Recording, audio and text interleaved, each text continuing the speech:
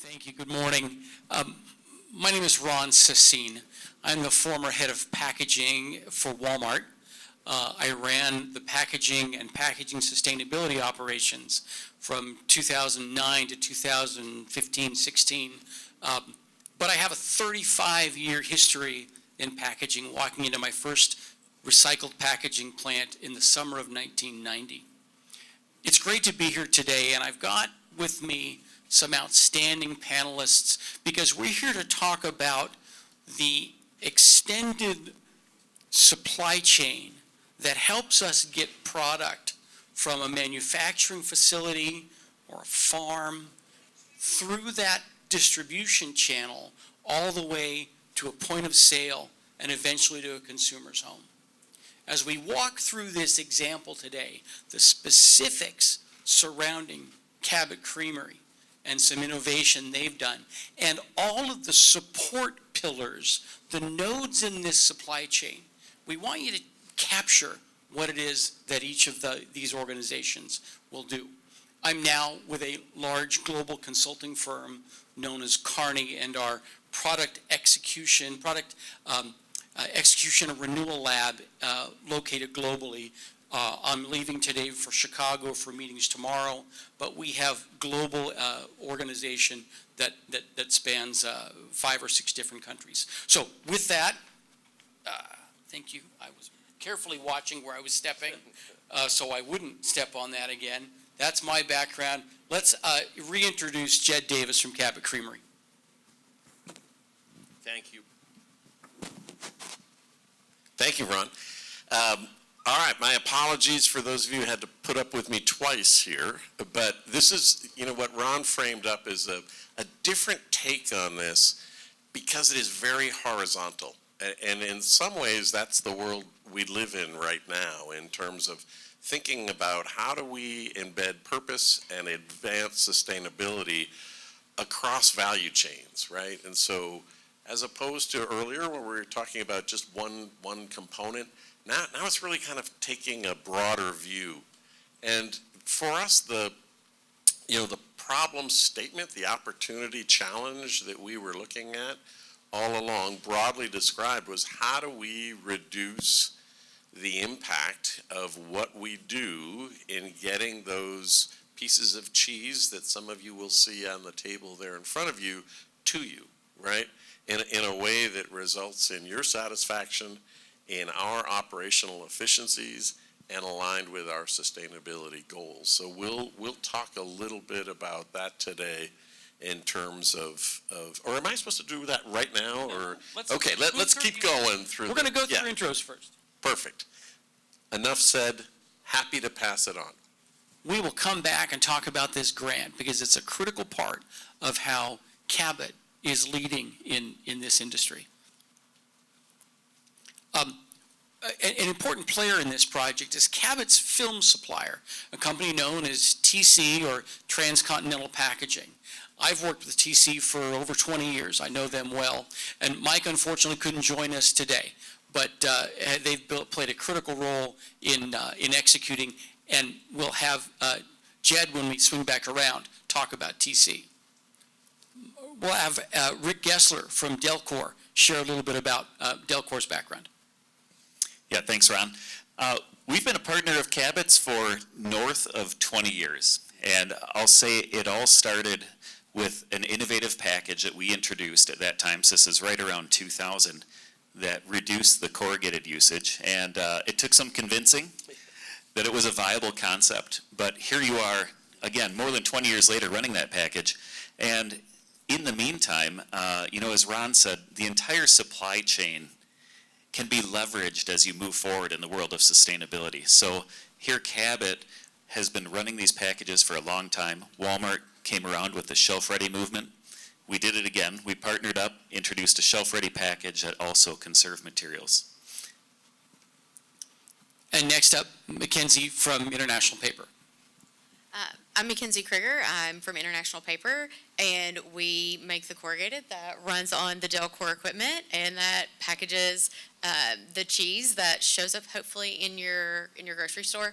One of the things that we are really passionate about at IP is understanding what our customer needs and what we need to do to protect that package. Because the most expensive and costly, especially from an environmental perspective, part of packaging is if the product that it's carrying doesn't show up the way that it's supposed to. So if something has to be disposed of because it's been damaged, because it's spoiled, because you can't sell it because it doesn't look right, that is a huge environmental cost. It's a huge financial cost. And so we really depend on folks like Rick and Jed to make sure that we're meeting their needs and understanding what's happening with that primary packaging so that when it gets to you, the end consumer, that it is going to meet all of your needs.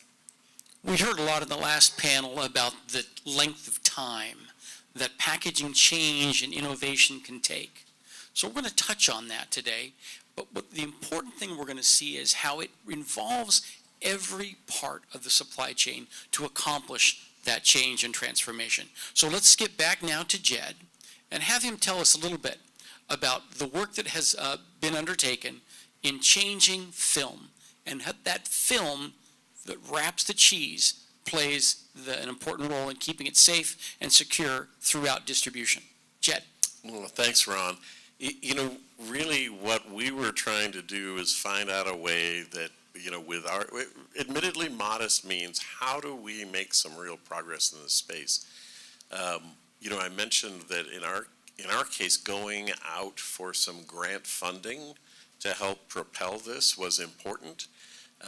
But Now, because I'm an acronym guy, okay. I need you to tell me who the NEDBIC Yes. was. Let's start with that. Sure. And so this is ultimately funding from the U.S. Department of Agriculture that comes through one of their regional dairy business innovation centers. That's the DBIC part, and ours is the Northeast, which is 11 states in the northeastern corner of the U.S. And this was a competitive grant. The approach for it was the topic of sustainable innovation in packaging, and they were very, very generous. We received, it was north of $300,000 to really try and understand how we might reduce some impacts.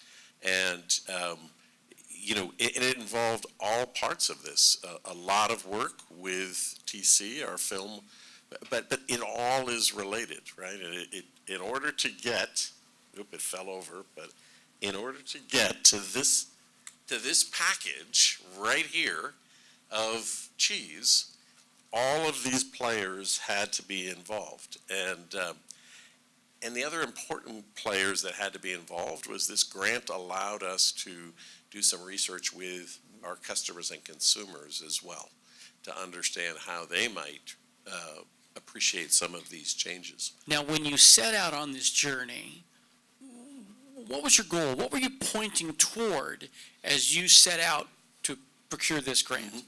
Yeah, initially our thought was a modest one, right? Where we're hearing, our retail customers say, hey, we're all about reuse, recycle, or compost, right?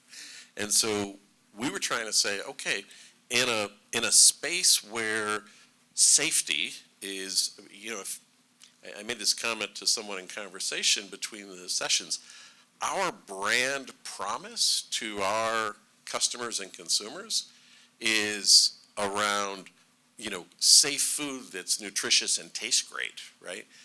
Our brand promise isn't about the packaging around that, but at the end of the day, the packaging and everything that goes to getting that cheese to the consumer is all interacted in a way that's really important. Our focus was, how do we reduce that impact? And our thought was, hey, wait, maybe there's a compostable film out there that could replace this multi-barrier film we currently have that operates really well on our machinery, ensures food safety, and maybe there's something that would also deliver on the sustainability promises. Now that's a theme we heard Sarah touch on in the last panel. This idea of operability, of operating speed, functionality, seal quality. You mean all plastic doesn't work the same way? Okay. Okay, packaging nerds up here all laugh. The rest of you will understand why in a minute.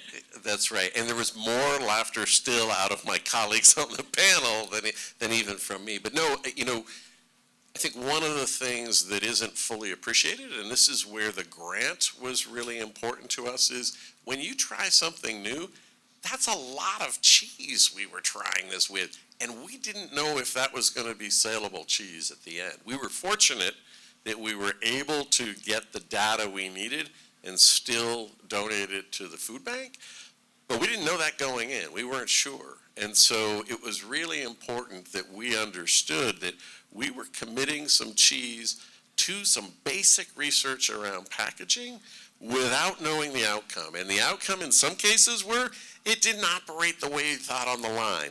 Or maybe it did operate on the line and could be accommodated, but at a different speed, which effectively meant it was more expensive to use that film, right? Or the film itself was just plain more expensive than we could incorporate into our model. And so the efficiencies that your company had built in over time came face to face with this change in packaging material and packaging structure. And how do you work through that? Yeah, it's a lot of trial and error, right?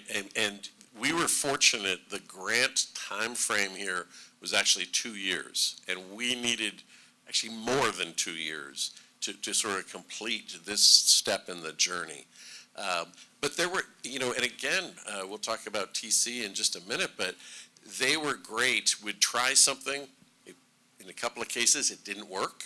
They would go back to the drawing board. Tinker would try it again, and we got to a point where we could run each of the 5 versions of packaging that we were doing the research on. I'll leave it at that. We could run it. Operationally, we could make them all work. That didn't mean that operationally it was going to be a solution. So you've described iterative steps with your film supplier, and that film supplier had a printer that was putting ink down on the film before that could come to you for operational testing. Each of those steps takes time. Oh, absolutely. And again, this is where some of the components of the machinery itself had to be adapted to accommodate some of the films, right? And so, in all of this, we had to send these on trucks. Once we were trying some of these experimental films, we had to put them in a case, send them on trucks to see how they would survive just road testing, right? So very iterative. Now, lest anybody think this is frustrating and time-consuming and worry-inducing, it is the price of making change. It is the process that we go through in the packaging world to make something better than what we've been making up until now. I'm going to ask Rick to take on a little bit of that discussion and talk through what happens with packaging machinery and how the machinery operates and contributes to this conversation. Can we do that? Yeah, thanks, Ron. And maybe we can cue up this video if it'll play. But as you go through that whole packaging chain, as Ron outlined all of the steps in terms of the materials themselves, there's the automation component that you have to deal with. And having a good partner, vendor, supplier on that robotic end of line or on the wrapper for the cheese box, whatever it may be, it's really important to form that partnership and inform them of the goals and inform them of what you're trying to achieve, so you can ensure the automated solution at the end of the line meets your needs. Again, you mentioned the film that ran, but at a much slower speed. Understanding that that's not an acceptable outcome is really important for that supplier, so they don't go down a dead-end road. At Delcor, we specialize a lot in multi-format machines, and I know at Cabot, we've obviously helped you out with some of that as well. So being able to create not only a structure that survives the shipping, but that looks good on the shelf is important. And I'll compliment Cabot on one thing. When you automate it... Just one thing? Hold on. Wait, come on, Rick. No. Maybe I'll get a couple. When you automated, you took advantage of that opportunity and moved away from hand setup cases. So you're not running an RSC case. You guys are running die cut cases, which on a case like that you're looking at on the chair, you're reducing the material usage probably about 15% beyond what you'd have in a hand pack package. Sorry, acronym warning here, RSC stands for regular slotted case. It's a very standard, kind of old-fashioned way of making cardboard boxes. Gold star run. I'm translating. Yeah, exactly. So that RSC, regular slotted case, is what you all moved out of college with. 4 flaps on the top, 4 flaps on the bottom. Great for hand setup, easy to make, but not material efficient. And, that's something that you took advantage of along the way, so I do commend you on that. Don't forget to ask your suppliers, are there alternatives out there? You might be doing things one way because you did that when your company was smaller, or because that package was developed before you had packaging engineers or things like that. Make sure to ask and explore those options as you work with your vendors. What is best practice? What else are companies doing, and what should we be considering now so that we have a good position 5 years from now with our retailers? So we now have blocks of cheese separated into 8-ounce servings, 8-ounce commercial product. It's been wrapped in an innovative, highly developed, now recycled content film. It's moved on to automated packaging equipment, and all of a sudden we need a corrugated case to move it across that time and distance to get to the next part of the process. I like to talk about time and distance a lot. I was in the Jane, Missouri store yesterday, bought an 8-ounce extra sharp cheddar. And the idea that cheese from Vermont can make it to my house in Bella Vista, Arkansas, is absolutely astounding. It's what contributes to the quality of life for all of us. And it's made possible by folks like this. So let's talk about corrugated packaging. Yeah, so just to touch on what Rick said about talking to your suppliers, so thanks for queuing this back up. So you'll see the corrugated container run through. It's cardboard for everyone else, but I get in trouble at work if I call it cardboard, so it's a corrugated container. But you'll see as it runs through the equipment, talk to your corrugated supplier to make sure that whatever equipment that you're buying, whatever you're going to put in, is going to run with your primary packaging. I cannot tell you how many times I've sat with customers because they've made a primary packaging change that then does not work as they go to pack out that case or as they go to pack out that pallet. So then what ends up happening, I had one of our customers spent $2 million per line to retrofit brand new equipment because the corrugated box that they had would not run on their line, and it was less expensive to spend that $2 million to retrofit brand new equipment than it was to change their primary packaging. Then we had another customer who had changed their primary packaging, didn't have a conversation with us, continued to pack out their old design case pack, and bottles were breaking, and it was a juice, so it was very sticky. It caused a mess all along the supply chain, and then it gets to the store. It shows up in Walmart and Albertsons and Kroger, and you end up not being able to pack it out and put it onto a shelf. And so when we're not all involved in having these conversations, it causes just a domino effect down the line. And we have customers that come to us and they say, the boxes that you made, they're just not working. And so we go in, we take some videos, we start looking, we're like, oh, because this has changed. This one little thing means that it's not going to fold properly. And so it's just those little teeny tiny small changes. They can have a really large environmental impact, and they can have a big sustainability benefit, or they can really hinder the progress that you're making as an organization. Now, in all of this work, let's circle back around, Jed. Tell us where you landed and why that 8-ounce block of cheese and the cheese samples on the table. Tell us what's different and unique about that film that might not be in film that's currently sitting in my refrigerator or in Walmart's distribution channel, but will soon. Very soon. And what's really interesting about this, we went through this whole process of evaluating 5 different approaches to packaging an 8-ounce bar. And ultimately, and this is where I have to balance the desire toward progress, even if I can't celebrate where we currently landed, right?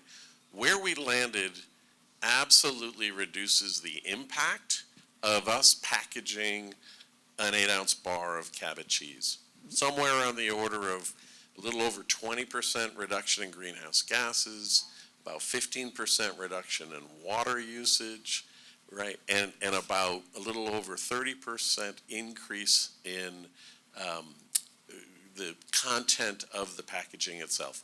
We essentially moved from a 100% virgin plastic multi-barrier film to a multi-barrier film that still assures the food safety qualities, but uses 30% post-consumer recycling. So in other words, instead of 100% virgin plastic, it's 70% virgin plastic. Now, am I ready to stake a flag in the ground and say, yee, we're there?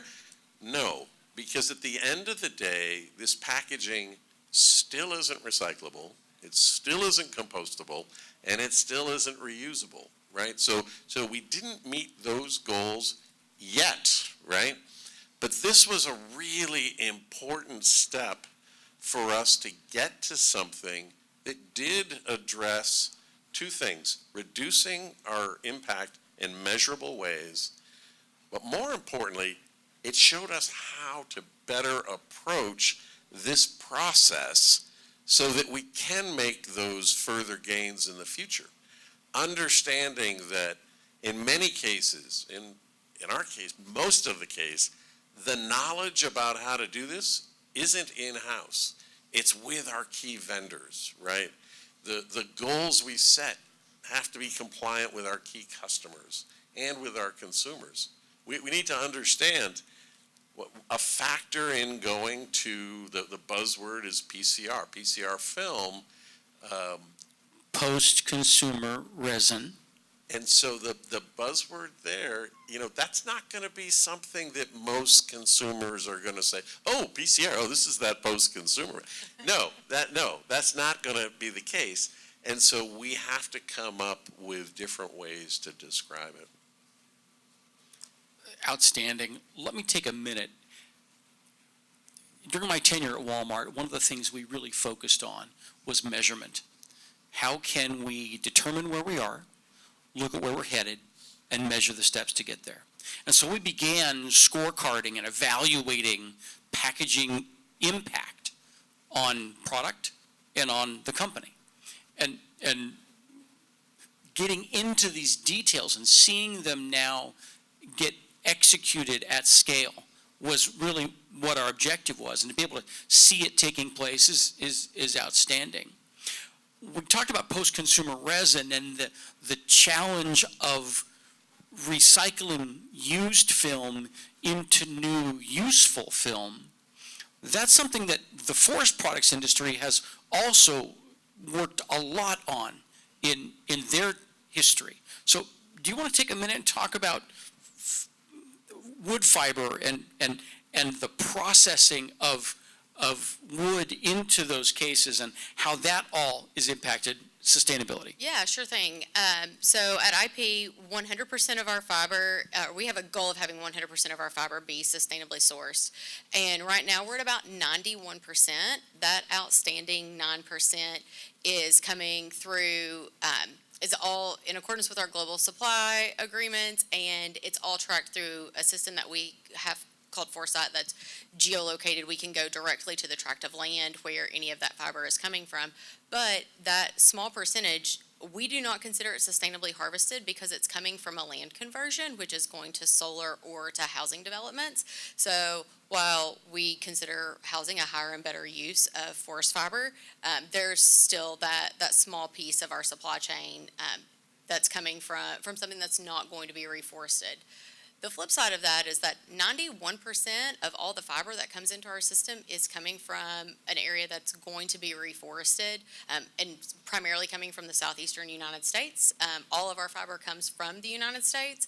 The other, and that makes up about 70% of what comes into our supply chain. The other 30% is going to come from OCC, which is old corrugated containers or old or other cardboard containers, and that OCC mix is really, really important. Corrugated is probably the most recycled packaging product in the market, and we want that fiber coming back into our supply chain. But the reality is that if you relied only on 100% recycled content to make any of your packaging, you're going to be out of boxes in about 8 months, because a fiber's organic, it doesn't last forever. Each time you recycle it, it breaks down. And then you also have just some performance issues. We do not want a retail-ready display showing up in Walmart and having it fall apart or having it look bad on the shelf. And if there's too much recycled content in a fiber, or in a fiber box, it will not stay together. But to your point, the corrugated industry has been using recycled content basically forever, because cutting down a tree is very hard work. It takes a long time to grow a tree. So we want as much of that fiber coming back into the system, but there are just some operational challenges that happen. Now, I had the privilege, 15 years ago or so, maybe more than that, of taking a group of senior Walmart and Sam's Club leaders into an active forest in Alabama. And we went down and saw where, in this case, some family landowners were producing longleaf pine that would then be used for housing, furniture, furnishings, and for pulp generation. And to see that active forest and how it created the means for this type of packaging to take place was an eye-opener for that group of senior leaders, and for them to really begin to understand it. We were in Jeeps and ripping through the forest, and they wanted to talk about deer hunting and turkey shoots, but they got it.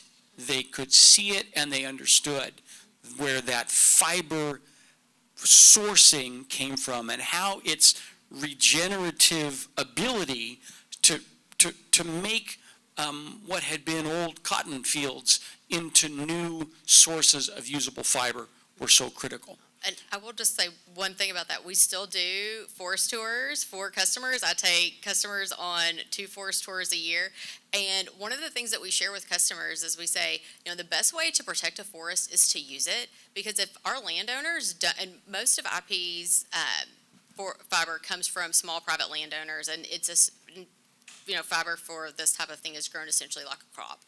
And we tell, if those landowners don't have a viable end market, if there's not a mill that fiber is going to go to, they're going to sell their land for something else. And so those ecosystem services that those forests are producing are going to be lost.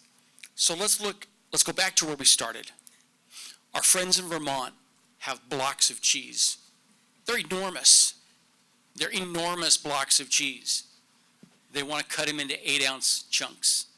They want the film that they wrap that in to be as light an environmental footprint as possible. So let's put recycled material in that blend and lighten the economic and environmental load.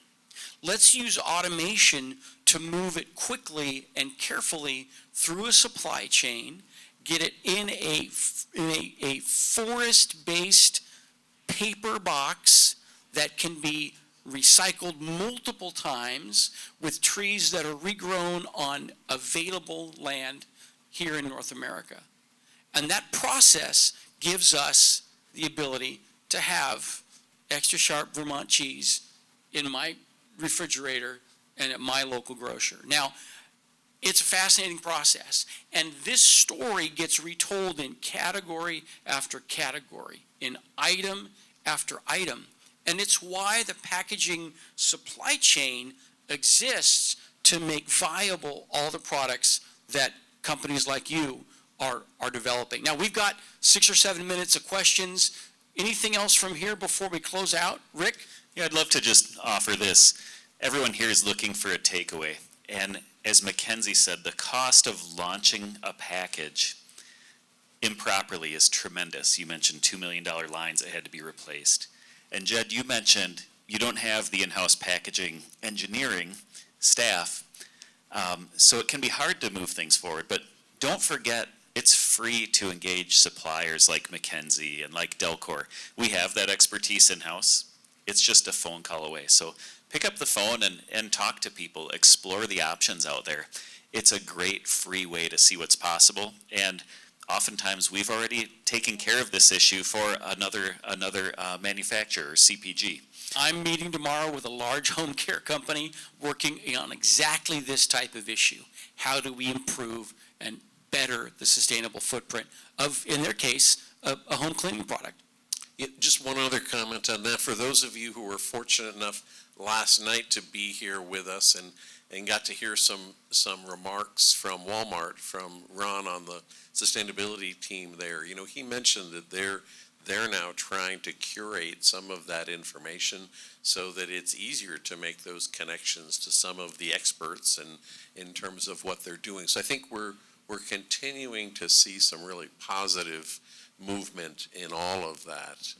You know, at the end of the day, for us, when we, you know, what Ron described, when we start with a block of cheese, you know, this has been aging to get to the flavor profile we want for, you know, it could be anywhere from 1 to 2 years. And when we look at that entire process, the only waste we have in that process is the multi-barrier film, right? Everything else is either reused or recycled, except for the film. But the film is critical right now and ultimately delivering what we want into the marketplace. So as we continue to look at options to meet, you know, reductions in our waste stream, at the same time that we continue to deliver the product in the way that's most acceptable into the marketplace, that'll continue to be important. Thanks. Okay, let's take 1 or 2 questions. And we're going to run a mic to you, so just give us a second. Thank you so much. Super impressive. Jed, I have 2 questions. One is, what are your shelf life requirements? What's the timeline? Yeah, the good news is cheddar cheese is pretty resilient, right? In other words, when we make it, it has a year of shelf life. So in some ways, we're tackling this with, you know, a product right now that's not a major factor compared to some of the other products we make. Yeah. We make dog food, and we're required to have 2-year shelf life. And so, as you might imagine, dog food is quite challenging. So the second question is, did you do any analysis since the 30% PCR inclusion around EPRs and savings there? Well, so the short answer is I can't give you the quantified answer on that, but certainly relative to those regulations and legal actions that Sarah talked about earlier, you know, these are moving in a way that's consistent with the intent of those EPR guidelines and rules. You know, at the same time that we're trying to do the regulatory right thing, you know, we also are trying not to confuse our consumers in terms of what we're doing. You know, I give our marketing team a lot of credit.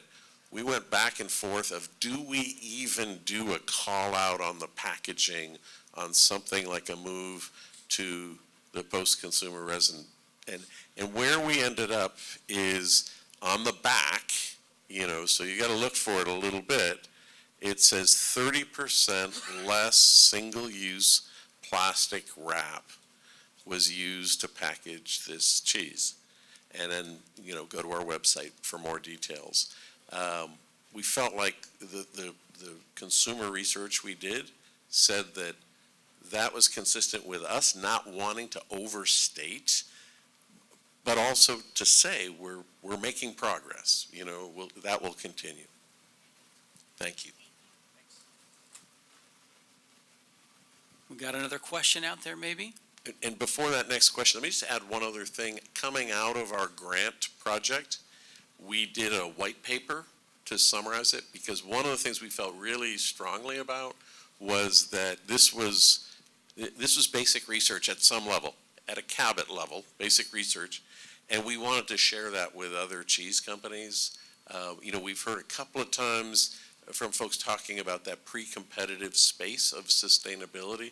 This is one where we felt this was not, okay, so is there a proprietary benefit to us for being an early mover? Yes, but the bigger scaling is possible with shared information. And there's something about these samples that are special, right? These are some of the hot off the press, as they say? I literally was at the plant on Friday late, grabbing these off the line so they could be here today. Thanks. I had a question for you all. We heard that change costs money, and I can imagine that depending on which change we're looking at times it can seem prohibitive to make that change.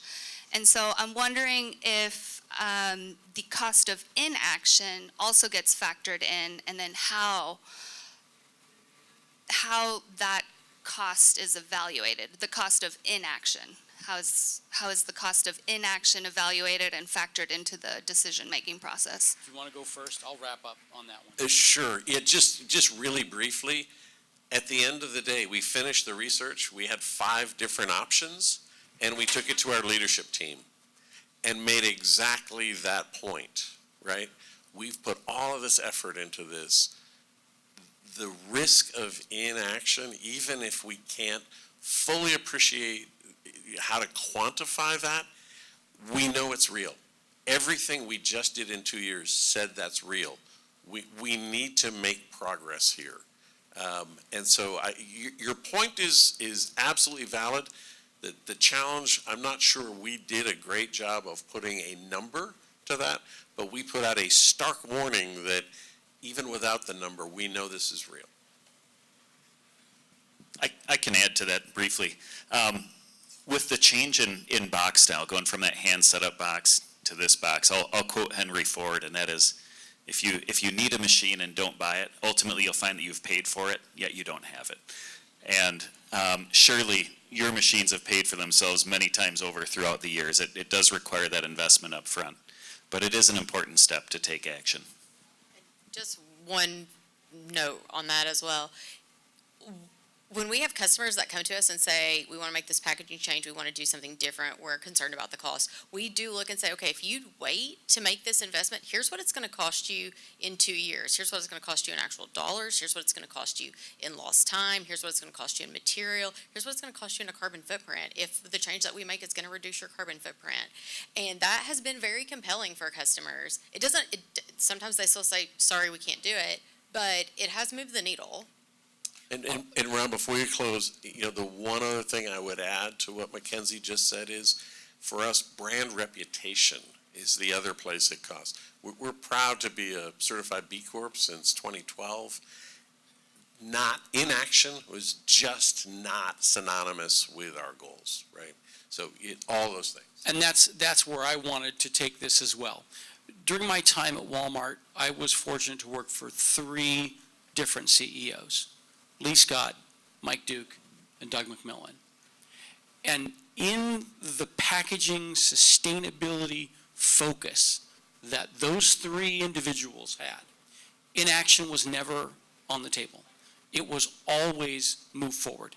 It was always improve. Now, Rob Walton was at the top of that organization and wanted it to happen. So we always were moving forward. We could never stand still. And I would just encourage all of you, that's the opportunity. Don't stand still. Look forward. Capture the knowledge and the experience of your supply chain and let them help you as you set goals and trace targets and decide where you're headed. The supply chain is here to help you get there. So thank you. Thank you very much. Yes, thank you so much. Round of applause for Great job moderating the discussion. You know, it's also interesting with Walmart in the fact that when you listen to what was shared yesterday and how long it's been where they have this big, bold goal, and sometimes it's not achieved. But if you don't have the big, bold goal, there's no movement whatsoever. It's encouraged a lot of other companies to force that discussion and think, okay, what's the worst that can happen? We can still talk about all the things we've improved along the way that builds that brand reputation, that this is important to us. So